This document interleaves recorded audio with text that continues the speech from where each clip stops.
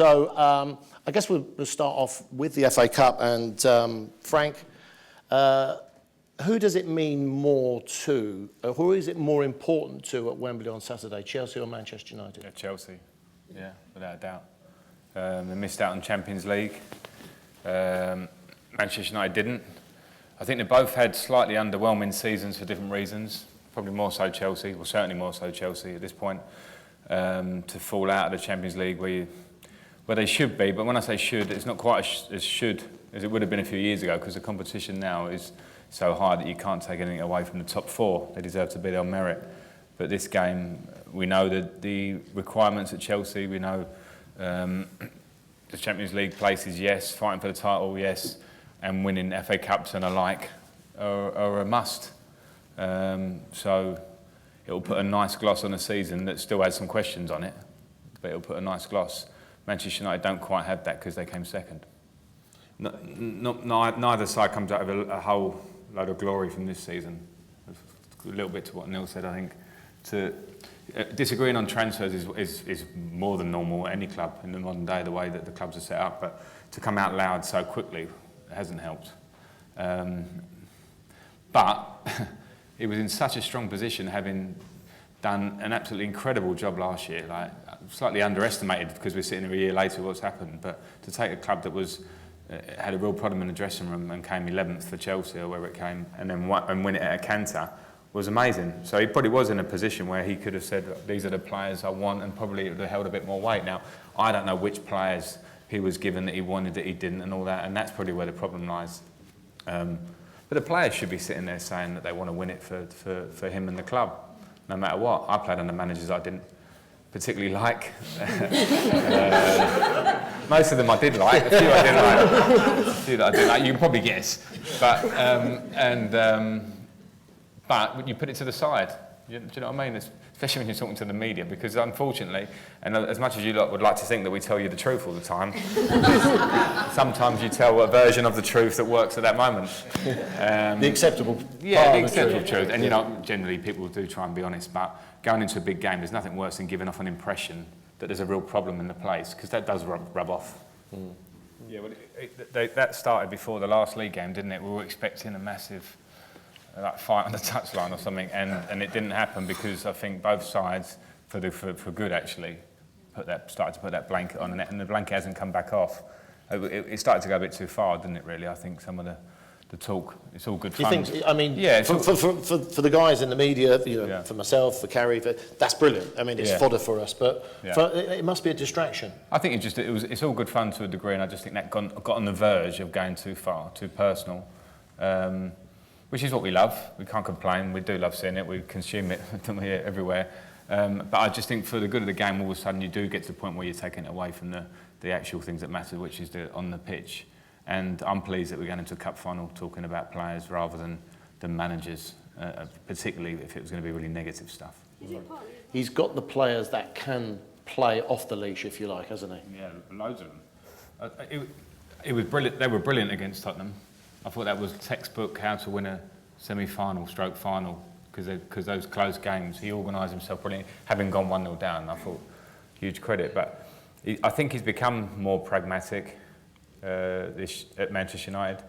And I think he was actually tired of a brush that he didn't deserve at Chelsea.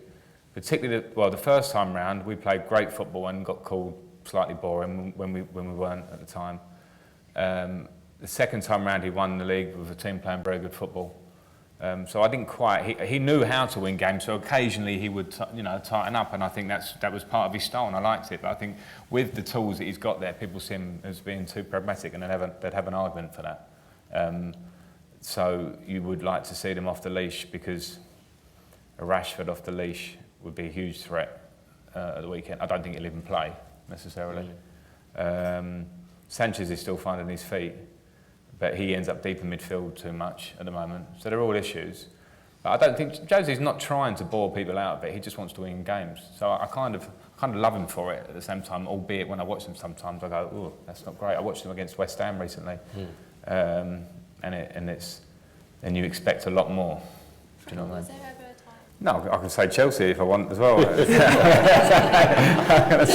I'm going to go Chelsea. There's a critical factor in this game for me, and he's not the only critical factor because Manchester United have a lot, but it's Eden Hazard.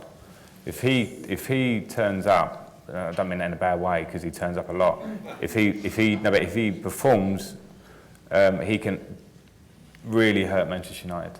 So they might change their game plan to deal with him, as they've done before, obviously. And I think Chelsea will win 2-1 off the back of Eden Hazard being at his best. He showed glimpses more than glimpses in the semi-final where he was fantastic. Yeah, it was outstanding. And if he can get in those spaces and get the ball and turn at Manchester United back four, because forget Manchester United play with wingers as full-backs, centre-backs questionable at times. So if you can get at their back four, that's why Mourinho protects it so well, because he knows it's weak. And he'll probably stick 3 in there again and protect it again, which could be a cagey game. But if Hazard finds space, then I can see Chelsea winning. I think. Sorry, Paul, can I just ask?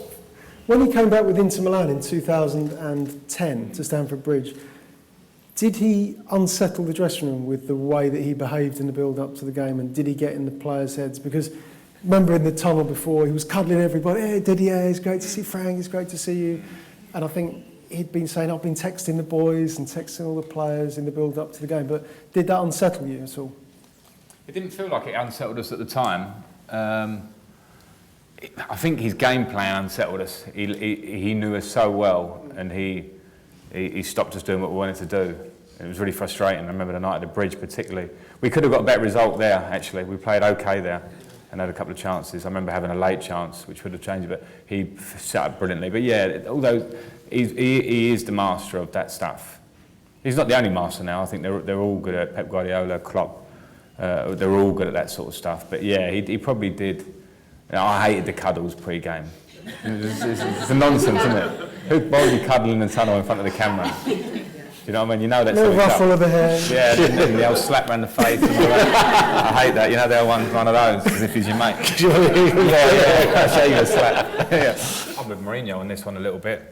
Not completely, but just from the outside. I just think, I agree with Alex in terms of, and Neil actually, about, I don't know what Paul Pogba quite is.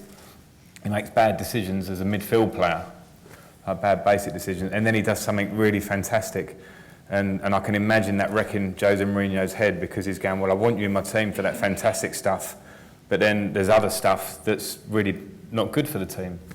So Mourinho's only way to deal with it is to, well, what he did, he tried to shock him and embarrass him out of it, and said, well, I'm going to call you out a few times mid-season.